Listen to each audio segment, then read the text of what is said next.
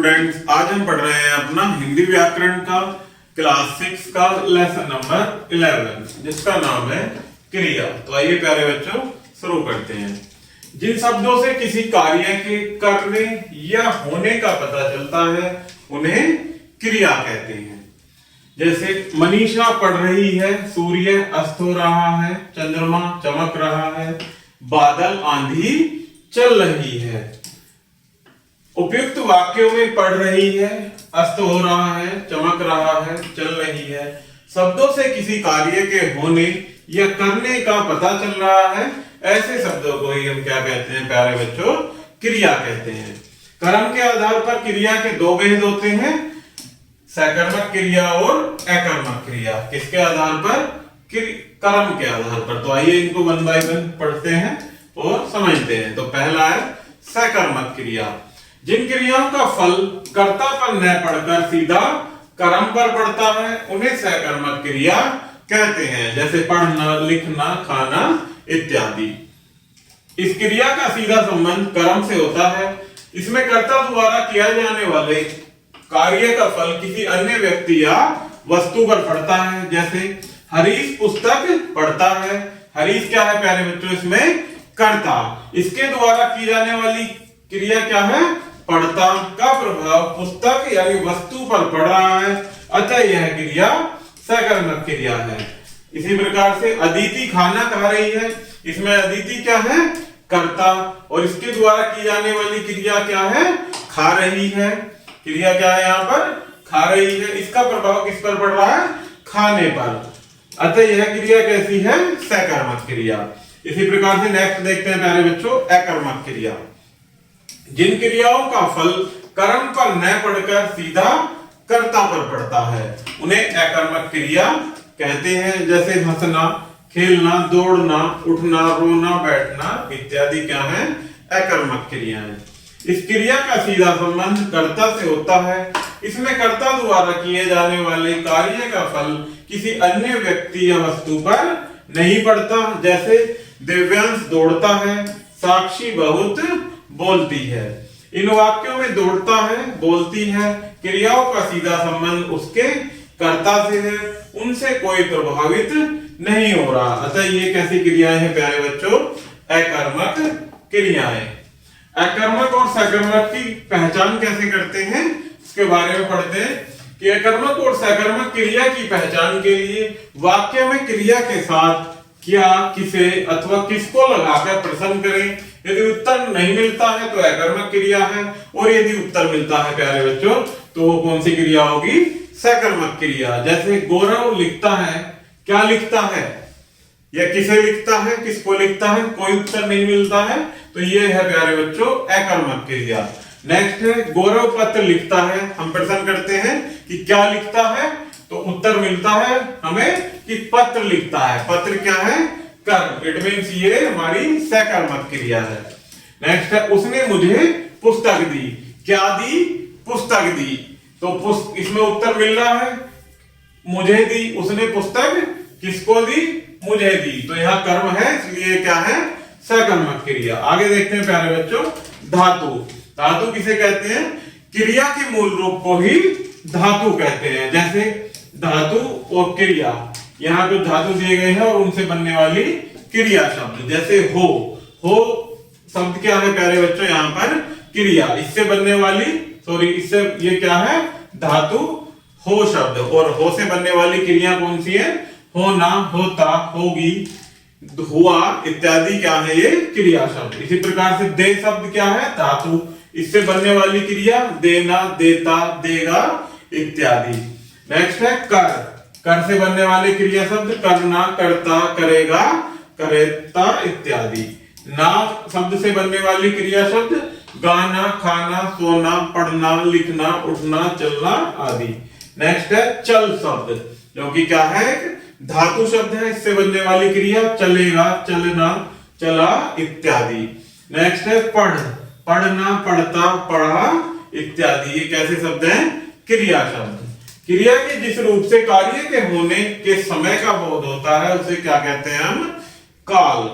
जिससे क्रिया के होने के समय का पता चलता है। उसे क्या कहते हैं प्यारे बच्चों? काल। आगे देखते हैं प्यारे बच्चों काल के भेद। इसके 3 भेद होते हैं। पहला वर्तमान काल, भूतकाल और भविष्यत काल। इसको 1 by 1 समझते हैं। पहला है वर्तमान काल। क्रिया के जिस रूप से क्रिया के चल रहे समय में होने का बोध हो उसे वर्तमान काल कहते हैं। जैसे सालू दूध पी रही है, पार्थ अपनी कक्षा में प्रथम आया है। उपयुक्त वाक्यों में रही है, आया है शब्द क्रिया के होने का बोध करा रहे हैं। अतः यह स्पष्ट है कि ये क्रियाएं वर्तमान काल में हो रही हैं। जिन वाक्यों में है, हूं इत्यादि शब्द आते हैं वे वर्तमान काल की क्रियाएं होती हैं। वर्तमान काल के भी 3 भेद होते हैं प्यारे बच्चों। जैसे सामान्य वर्तमान काल पहला है, इसे क्या कहते हैं कि क्रिया के जिस रूप में वर्तमान में सामान्य रूप से होने का बोध हो उसे सामान्य वर्तमान काल कहा जाता है। जैसे बच्चे पार्क में खेलते हैं, परी गाना गाती है। नेक्स्ट होता है सामान्य वर्तमान काल का भेद अपूर्ण वर्तमान काल। क्रिया के जिस रूप में वर्तमान में कार्य के आरंभ होकर अभी तक होते रहने की स्थिति का बोध होता है उसे अपूर्ण वर्तमान काल कहते हैं। अर्थात कार्य शुरू तो हो चुका है परंतु अभी भी जारी है, अर्थात अभी भी पूर्ण नहीं हुआ है। जैसे वह पत्र लिख रहा है, अर्थात लिखना शुरू तो कर दिया है लेकिन लिखना बंद नहीं किया, अर्थात अभी भी लिखना जारी है। इसी प्रकार से मम्मी खाना बना रही है। नेक्स्ट है प्यारे बच्चों संदिग्ध वर्तमान। क्रिया के जिस रूप से वर्तमान में क्रिया के होने की स्थिति अनिश्चित हो उसे संदिग्ध वर्तमान कहा जाता है। जैसे वह प्रतिदिन खेलने जाता होगा, वह रोज पढ़ता होगा। इट मीन्स पढ़ता होगा या नहीं होगा, ये इस पर संदेह है। नेक्स्ट है प्यारे बच्चों हमारा भूतकाल। पहला पढ़ा हमने वर्तमान काल, दूसरा है भूतकाल। क्रिया के जिस रूप से कार्य के बीते हुए समय में समाप्त होने का बोध होता है उसे भूतकाल कहते हैं। जैसे कौशल घूमने गया था, कल दीपावली थी। इट मीन्स भूतकाल में कार्य समाप्त हो चुका है। उपयुक्त वाक्यों में था, थी शब्द क्रिया के हो चुकने का बोध करा रहे हैं। अतः यह स्पष्ट है कि ये क्रियाएं भूतकाल में हुई हैं। जिन वाक्यों के अंत में था, थे, थी इत्यादि शब्द आते हैं वह भूतकाल की क्रियाएं होती हैं। भूतकाल के 6 भेद होते हैं। इसमें पहला है सामान्य भूतकाल। जैसे क्रिया के जिस रूप से बीते हुए समय में कार्य के सामान्य ढंग से होने का बोध हो उसे भूतकाल कहते हैं। जैसे कक्षा में अच्छी पढ़ाई हुई, आपका चश्मा मिल गया, वह खाना खाने गया। नेक्स्ट है प्यारे बच्चों आसन्न भूतकाल। क्रिया के जिस रूप से कुछ ही समय पहले क्रिया के होने का बोध हो उसे आसन्न भूतकाल कहते हैं। जैसे वह आदमी बाजार गया है, वह मिठाई खा चुकी है, अर्थात अभी होने का आभास हो रहा है। नेक्स्ट है पूर्ण भूतकाल। क्रिया के जिस रूप से बीते हुए समय में कार्य के पूरे हो जाने का बोध हो उसे क्या कहते हैं? पूर्ण भूतकाल। जैसे मैंने खाना खा लिया था, ईशा विद्यालय चली गई थी। नेक्स्ट है प्यारे बच्चों अपूर्ण भूतकाल। क्रिया के जिस रूप से बीते समय में क्रिया की समाप्ति का बोध न हो उसे अपूर्ण भूतकाल कहा जाता है। जैसे वर्षा हो रही थी, बच्चे खेल रहे थे, अर्थात अपूर्ण भूतकाल के रूप में, अर्थात बीते समय में क्रिया की समाप्ति का बोध नहीं हो रहा है। नेक्स्ट है संदिग्ध भूतकाल। क्रिया के जिस रूप से बीते हुए समय में क्रिया के होने का अनिश्चित बोध हो उसे संदिग्ध भूतकाल कहा जाता है। अर्थात क्रिया के बीते हुए समय में क्रिया के न होने का अनिश्चित बोध, अर्थात उस पर न होने का संदेह है। जैसे वह कल चेन्नई गया होगा, शायद रेनू घर आई होगी, अर्थात संदिग्ध है, पता नहीं आई है या नहीं आई। हेतु मत भूतकाल। नेक्स्ट है जहां भूतकाल में एक क्रिया दूसरी क्रिया पर निर्भर हो उसे हेतु मत भूतकाल कहते हैं। जैसे तुम नहीं आए तो वह अकेला चला गया, रात दिन परिश्रम किया तभी तो उन्नति कर सका। नेक्स्ट है प्यारे बच्चों हमारा भविष्यत काल। क्रिया के जिस रूप से आने वाले समय में कार्य के होने का बोध हो उसे भविष्यत काल कहते हैं। जैसे मैं लाल किला देखने जाऊंगा, मैं अपनी कक्षा में प्रथम आऊंगा, अर्थात पूर्ण रूप से क्रिया के भूतकाल में होने का बोध होता है। उपयुक्त वाक्यों में जाऊंगा, आऊंगा शब्द क्रिया के आने वाले समय में होने का बोध करा रहे हैं, अतः स्पष्ट है कि क्रियाएं भविष्य काल में होंगी। जिन वाक्यों के अंत में आएंगी, करेंगे, बढ़ाएंगे, लाएंगे इत्यादि शब्द आते हैं वे भविष्य काल की क्रियाएं होती हैं। भविष्य काल के भी दो भेद होते हैं प्यारे बच्चों, जिसमें पहला है सामान्य भविष्य काल। क्रिया के जिस रूप से आने वाले समय में कार्य के साधारण ढंग से होने का बोध हो उसे सामान्य भविष्य काल कहते हैं। जैसे बंटी कल जयपुर जाएगा, आलोक कक्षा में प्रथम आएगा। नेक्स्ट है प्यारे बच्चों संभाव्य भविष्य काल, अर्थात भविष्य में होने की संभावना होना। क्रिया के जिस रूप से आने वाले समय में क्रिया के निश्चय पूर्वक होने का बोध न हो उसे संभाव्य भविष्य काल कहते हैं। जैसे तब तक शायद गाड़ी आ जाएगी, अर्थात संदेह है आएगी या नहीं आएगी। कल तक वर्षा हो सकती है। आगे पढ़ते हैं प्यारे बच्चों वाच्य। नेक्स्ट टॉपिक है हमारा वाच्य। जिस क्रिया के द्वारा यह बोध हो कि क्रिया का मुख्य विषय कर्ता, कर्म तथा भाव है उसे ही हम क्या कहते हैं, वाच्य कहते हैं। जैसे सुरेश अखबार पढ़ता है क्या है प्यारे बच्चों, यहाँ क्रिया अर्थात कर्ता के अनुसार। सुरेश ने अखबार पढ़ा है, क्रिया क्या है, कर्म के अनुसार। सुरेश पढ़ता है, क्रिया क्या है, भाव के अनुसार। उपयुक्त पहले वाक्य में पढ़ने की क्रिया करने वाला सुरेश जो कि करता है उसको प्रधानता दी गई है, अखबार कौन पढ़ता है, सुरेश। दूसरे वाक्य में पढ़ने की क्रिया के विषय में अखबार अर्थात कर्म को उभारा गया है कि सुरेश ने अखबार पढ़ा है। क्या पढ़ा है, अखबार पढ़ा है। एवं तीसरे वाक्य में कार्य कर सकने की शक्ति या योग्यता या भाव की बात कही गई है, यानी जैसे सुरेश पढ़ता है उसकी योग्यता शक्ति की बात की गई है। तो कर्ता, कर्म एवं भाव की यह प्रधानता क्रिया के शुरू में लगती है। आगे देखते हैं प्यारे बच्चों वाच्य के भेद। वाच्य के तीन भेद होते हैं, कृतवाच्य, कर्मवाच्य और भाववाच्य। सबसे पहले देखते हैं प्यारे बच्चों कृतवाच्य। जिन वाक्यों में क्रिया का मुख्य विषय कर्ता होता है उसे ही हम क्या कहते हैं, कृतवाच्य। कृतवाच्य में अकर्मक और सकर्मक दोनों में से कोई भी क्रिया हो सकती है।